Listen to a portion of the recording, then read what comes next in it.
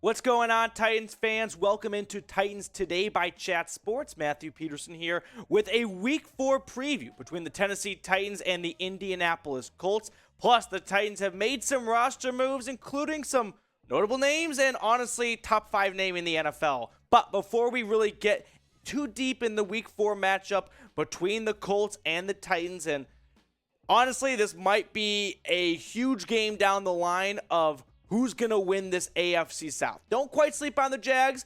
I like the Jags this year. I think they're going to be better than people expect. But this could be a huge game come January where we had to decide, hey, who's got the tiebreaker?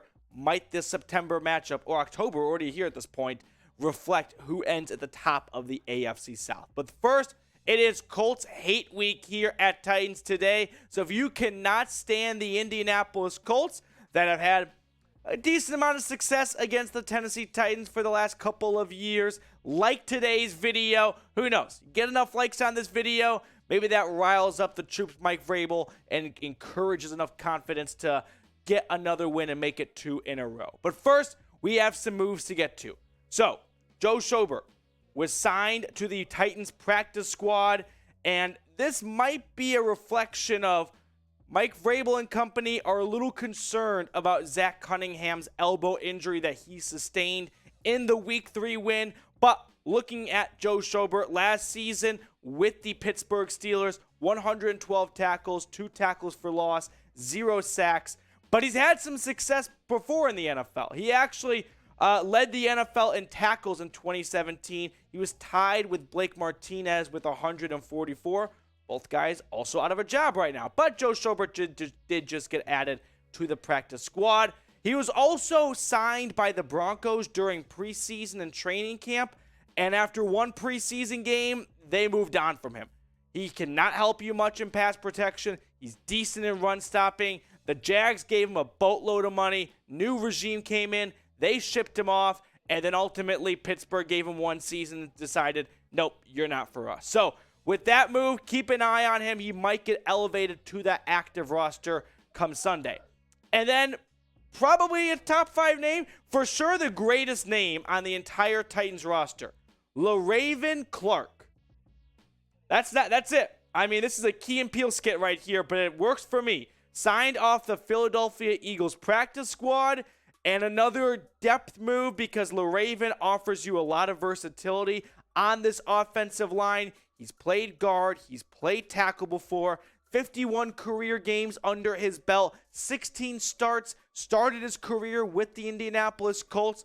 Revenge factor. Keep an eye on it. And then this past season with the Philadelphia Eagles was on the practice squad through the first 3 weeks. Ultimately, the Titans bring him over to Nashville. So that is the latest roster moves right there. Let's jump into this Week 4 preview by setting the stage with the injury report, beginning with the Tennessee Titans. So Zach Cunningham, who exited Week 3 with an elbow injury, is questionable. It's early in the week still, so you're going to see a lot of questionable statuses. As we get more practices under our belts, we will learn who is more likely and less likely to play come this Sunday. Bud Dupree with a hip injury, questionable. Titans need him. They are short pass rush right now. Would love to get Bud Dupree back. Kyle Phillips, the wide receiver, with a shoulder. Ugo Amdadi with an ankle, and Ole Adeniyi with a wrist injury. All are questionable. So that brings us to Zach Cunningham, probably the most notable. No, Bud Dupree. So the second most notable name of the bunch here. But this Joe Schobert practice squad signing does make you wonder a little bit. Is this injury a little bit more serious than we first anticipated? Because they're already looking to bring in some depth there. And now that brings us to Bud Dupree, who the Titans need. Right? Without Harold Landry right now, they need to manufacture some pass rush. And a good way to do that is off the back of Bud Dupree, who has been banged up for the last couple of seasons since signing over from Pittsburgh. The Titans need to get a lot out of Dupree. Just 1 sack so far this season, 1 tackle for loss, and a fumble recovery. Now, I want to throw this question your guys' direction. Which injury do you believe is the most impactful? Is it Bud Dupree? Is it Zach Cunningham? Hard-pressed to make an argument for another player, but it's a democracy here at Chat Sports, so let me know which player you think has the biggest impact on the Titans with their injury status. All right, it's important to look at the Colts injury report as well because they have some notable names on there, including All-Pro linebacker Shaquille Leonard, who has not played at all thus far this season. He is questionable with a back injury. Here's the important thing to remember here. I don't want to go full Brian Windhorst on you guys now, but the Colts did not put Shaq Leonard on IR to start the season. Had they done that, it would have opened up a roster spot, and it would have allowed them to stash him for 4 games. The fact that they did not do that, to me, signals they were believing he would return within 4 games. This is game number 4 now. They're not going to push it, but that is definitely something to monitor. I don't need to tell you guys how awesome Shaq Leonard is and what he does for this Colts defense. Definitely a big name to watch as we get closer to Sunday. All right, some other injured players right now for Indy. Bernhard Raimann, the offensive tackle rookie out of Central Michigan. He's dealing with an ankle injury. He is questionable. Safety Julian Blackmon, also questionable with an ankle injury. And then we have Stephon Gilmore, one of their bigger free agent signings. Hamstring injury has him questionable. Now, working through these injuries here, starting with Justin Blackmon, the safety for the Colts. They like him. He's currently dealing with that ankle injury, like we said. And at this point, this Titans wide receiver room, they can take any sort of benefit they can get. So if the Indianapolis Colts are banged up at the secondary, Robert Woods and Treylon Burks, they need all the kind of boost they can get at this point, especially Treylon Burks. That could be an important injury to watch for. We've got some keys to the game to get to in just a second, but first, there is an awesome deal right now at Fanatics, a 2-shirt combo. If you go to chatsports.com/Titans combo, you're not going to get 1 shirt. They're going to hook you up with 2 shirts on sale. There is no better deal right now. So go to Nissan Stadium, go to Broadway, go to the game this Sunday in style with this Titans 2-shirt combo. Make sure you check it out at chatsports.com/Titans combo. Links in the comments and the description of today's show. Let's get to some keys to victory now for the Tennessee Titans. Number 1, get pressure on Matt Ryan. Now, this is a little bit of true for everyone, a little bit like a no shit Sherlock moment here, but I think it's a little bit extra true right now for Matt Ryan because he has not had a ton of success so far with the Colts after being traded from the Falcons. 3 touchdowns, 4 interceptions.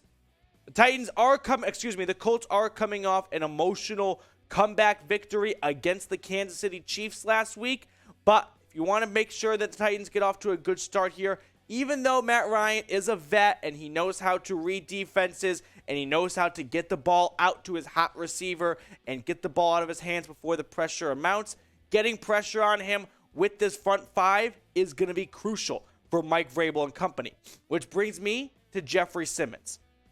The heart and soul of this interior defensive line, 2 sacks so far this season. I'm expecting a big day for him as he's going to be chasing down number 2, Matt Ryan. Other Titans pass rush players to watch for. If Bud Dupree's a go, that's a big name to watch for as well. DeMarcus Walker, Tahir Tart, and Rashid Weaver. A lot of names here because Titans are injured, right? They are hurting right now at this pass rush position. Getting after Matt Ryan, not allowing him to have too much time in the pocket to build a connection with Michael Pittman Jr. and start just ripping this Titan secondary apart is going to be big here. Colts by the numbers, it's bad. So far, not even 2 touchdowns a game. That's dead last in the NFL. 227 passing yards, 104 on the ground, and they were shut out by the Jacksonville Jaguars in week 2. No surprise in Jacksonville. They're absolute kryptonite. Key number 2. Todd Downing, he has to save his job. Titans fans have been begging for a change at the offensive coordinator position. Now, Mike Vrabel said pretty cut and dry, that's not going to happen. The NFL is what can you do for me now type of league. So just because someone says something doesn't actually put it in stone, in my opinion. We also heard Tom Brady retire. Didn't actually happen. All right, Titans by the numbers, though. 17 points per game. That's good for 22nd in the NFL. Ryan Tannehill has to do a better job through the air, just north of 200 yards. Meanwhile, Derrick Henry and this ground crew just south of 100 yards a game. But one thing to watch for, 3rd down, 36%. We know third down can be crucial, especially in divisional matchups like this, where you can kind of throw out the stats and it can really just come down to who wants it more. And a great way to get to the nuts and bolts of who's willing to put in some extra blood, sweat, and tears is on key third down moments here. Now, with that being said, I want to see the Titans continue play action a little bit more. Don't get too far away from the bread and butter of this team, which is feed Derrick Henry the rock.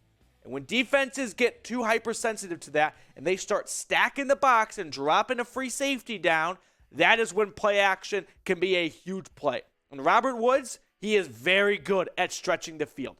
That's the name of his game. That is his forte. Start building a rhythm with the run game and then air it out deep with Robert Woods and Treylon Burks. Now, with this all being said here, where does everyone stand on Todd Downing? Where do you stand? Do you want to see him fired? Y for yes, N for no. Never talk about another man's job until it gets in the way of your happiness on Sunday. Todd Downing and this offense need to be better. Let me know what you think in the comments. Third key to victory for Tennessee: contain Jonathan Taylor. Easier said than done. We're talking about the reigning NFL rushing leader right now, but the Colts offense only found success this past week, and a lot of it was due to bonehead plays from the Chiefs, who sort of handed them this victory. But Jonathan Taylor so far this season, just one touchdown. He's averaging less than 100 yards a game. He's not on pace to be the NFL rushing leader, but he is still Jonathan Taylor. Just like how if Derrick Henry doesn't put up a 200-yard performance every single Sunday, doesn't mean you should just put him out of sight. No. You let Jonathan Taylor take over this game's going to get away from you right now. Now, the Colts have had a lot of success when JT gets going. In fact, they are 12-1-1 when Taylor rushes for over 100 yards. So, for them, the key to victory is not only feed him the rock, but have a lot of success up front doing so. Now, Taylor against the Titans last season didn't have a ton of success, actually. 64 yards in week 3 from Nashville, and then in week 8 at Indianapolis, just 70 yards. So the Titans, they had JT's number last season. Let's see if they can continue that into 2022. My fourth and final key to victory for Titans fans out there is use Derrick Henry in the passing game. We've never really said that before, but we saw some success last week in the win against the Raiders with Derrick Henry through the air. 6 targets, 5 grabs, 58 yards. In fact, Derrick Henry has never gone over 20 receptions in a game, if my big brain math is correct, and he's on pace to break that right now. And it's probably because, Downing and Vrabel are doing their absolute best to try and save this season, as big as an overreaction that sounds, just 3 weeks in. But a good thing to do when you don't know what to do, give 22 the football, because good things happen when you do that. So far this season, 192 yards and some scores to go along with it. The passing game, I think, does a lot for Derrick Henry. Is he your prototypical receiving back? Not necessarily. But whenever you get Derrick Henry the football, I don't think anything bad can happen, right? The more ways you can feed this guy the football, the better, in my opinion. So Derrick Henry, he is just that rare of a running back where there is never too much for him, it feels like. I appreciate everyone for making us a part of your day, whether you're watching from Murfreesboro, Johnson City, Tennessee, wherever you are. Drop a subscribe button and a real one down below in the comment section. That way we know where the real Titans fans are at.